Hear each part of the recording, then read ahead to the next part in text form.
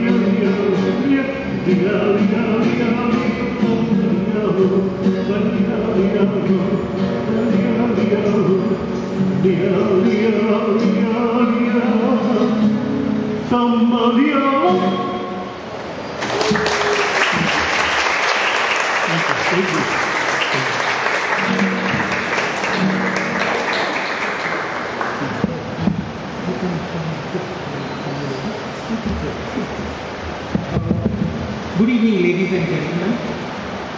To give you a formal welcome, Father Xavier has assigned me with the job of just getting this program started. A few days back, Dr. Maria Rosa Puto was making a point that Goa as a society lacks the ability to recognize its own achiever. Of course, we all agree with this, but there is a small but here. I think the problem comes with a lack of institutions, with a lack of events and organizations which can recognize its own people. In that sense, we are very grateful to have History Hour here. History Hour, which is defined in the broader sense of the word history. And we are also happy that, these events open up to all kinds of people here. Professor Lucio was a man of many roles. Unfortunately, because of our own biases, we see more people from the English part of his life here today. But he was also important in the company world, in the world of folk music, in the world of the liberation struggle and many other things. I was born a little bit late for Professor Lucio because by the time we were in college, he had already passed. Of course, I came across his work for the first time in the 1980s when we read Peter Lazarus' book, Modern World Literature, and there was this essay of his which was called Two Corners.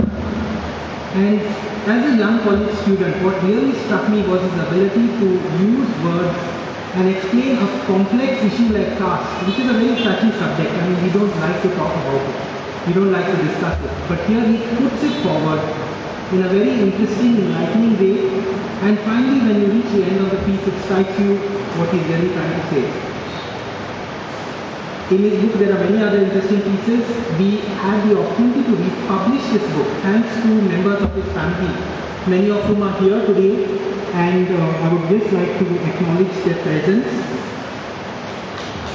There is Margaret Fernandez, Professor Lucio's sister, who is in the front row. There is June Dias, who is his niece in the second row, Vanessa Pinto, Elma Fernandez, also his nieces and his cousins, Iriana Pinto and Keegan Pinto, who has grandnieces and grandnephews.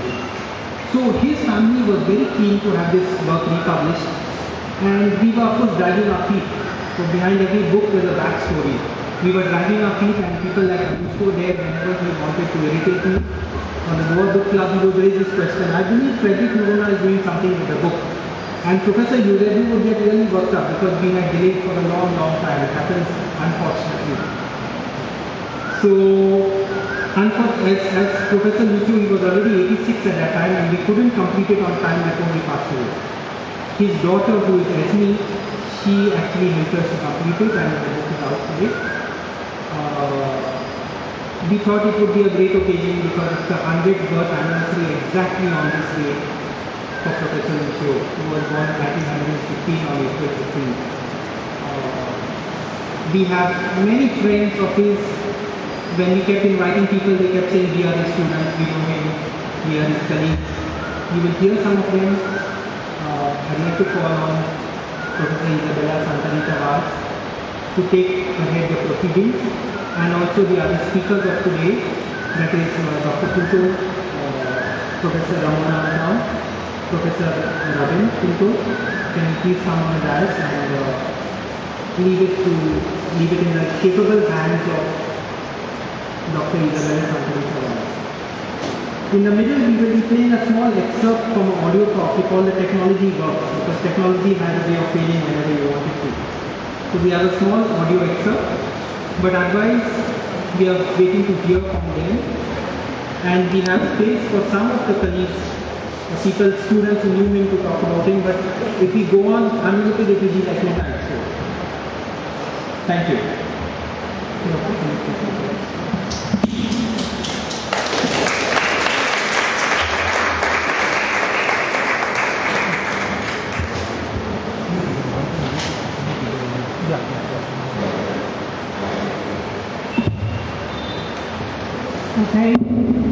A very good evening to you, Father Xavier, Xavier.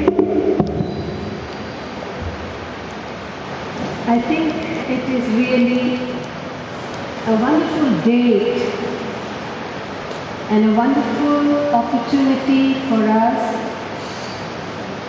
to remember and to celebrate somebody exactly on his 100th birth anniversary. The note of music that Mr. Sheikh Fonseca brought to us as a curtain raiser must have, I'm sure, gladdened the heart of Professor Lucio, because besides being a man of letters and a professor, he was also a man of music. When Frederick asked me if I would do the honors today, I immediately said no. And then I said, how can I refuse to say a few words, to moderate a small session in honor of someone who was my teacher and then for a little while my colleague. And I discovered that amongst the many things, the many colors that make Professor Lucio Rodrigues, one of the brightest is his music. And I listened to him this morning on radio, recorded Lucio singing the OV and singing the Mando. And so with this beautiful start and the lovely panel that we have here, we will quickly begin. We have been called upon to be part of this panel because, like so many other people in Goa, we have been in some way connected with Professor Lucio. And we have Dr. Maria Aurora Couto, who knew him pretty well. We have Professor Mrs. Ramona Antao, who cherishes him a great deal, even today. And we have Professor Rabin Pinto, who like me was part of his department, and like Professor Lucio is a great lover of language and the Konkani language. So may I request Dr. Couto to kindly say a few words.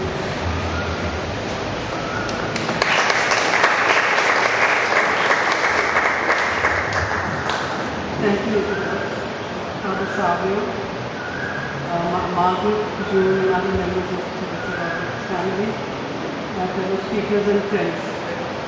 My congratulations most of all today to Frederick and his publishing house for bringing out this important book.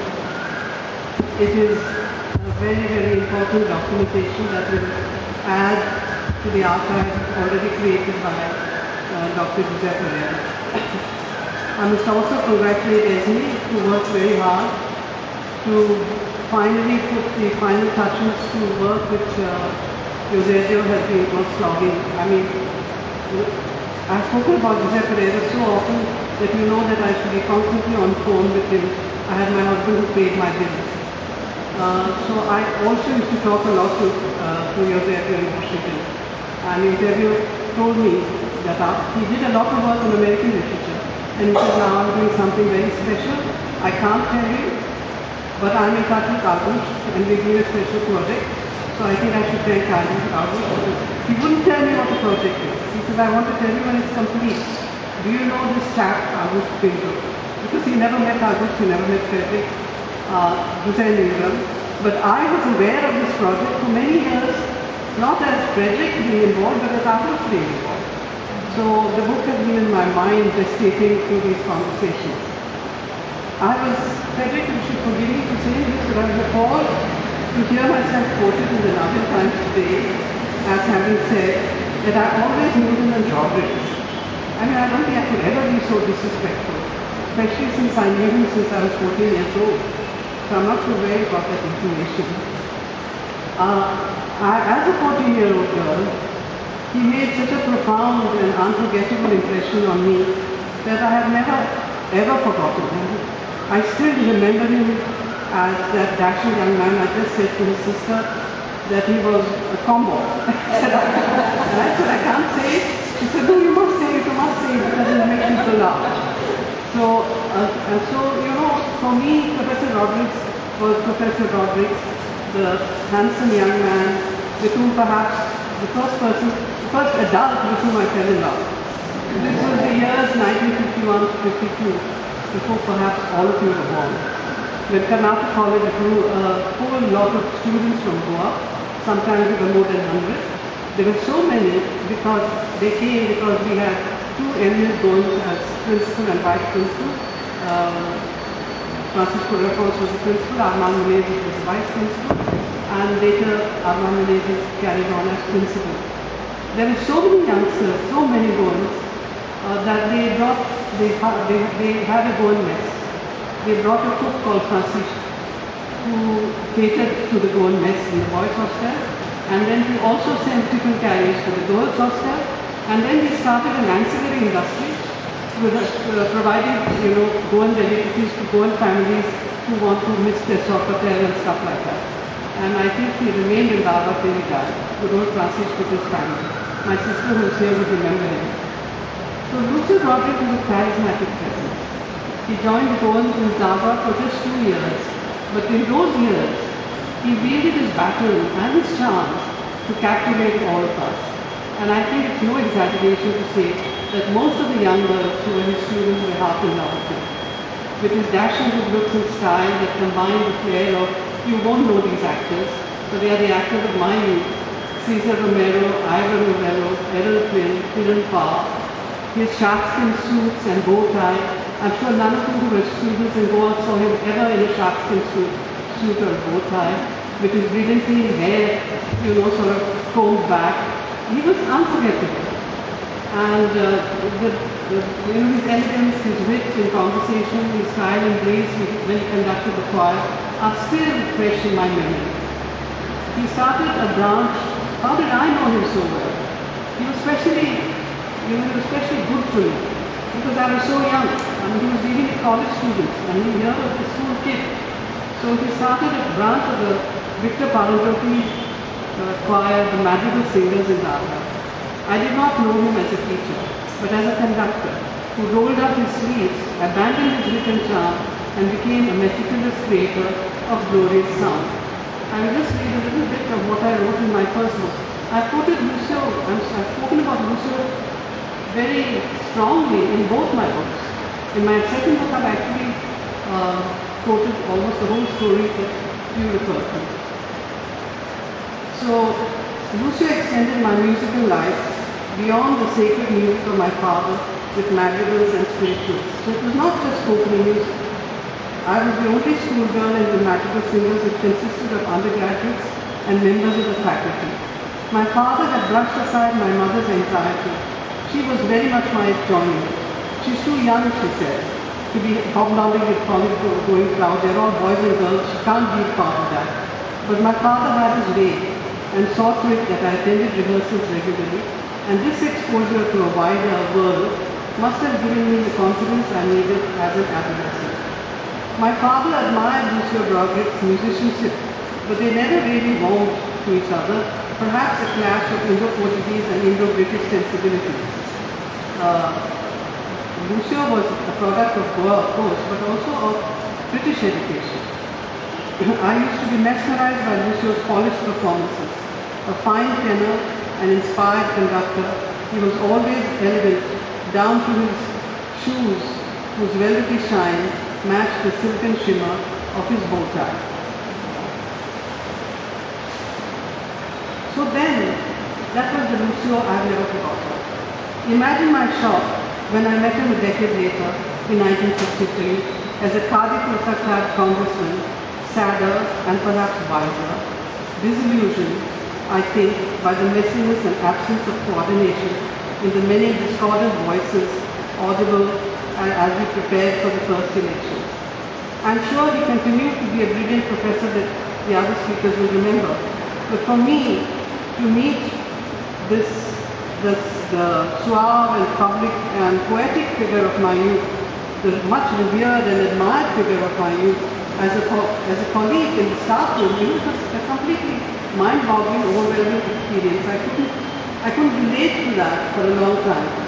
I was also saddened because I felt something had died of the dream and ambition of the Professor Rodrigues I knew in the 1950s. And hence I'm truly glad that his work, so important in our history, will live on. And I'd like to add, before I conclude, that I do believe that my exposure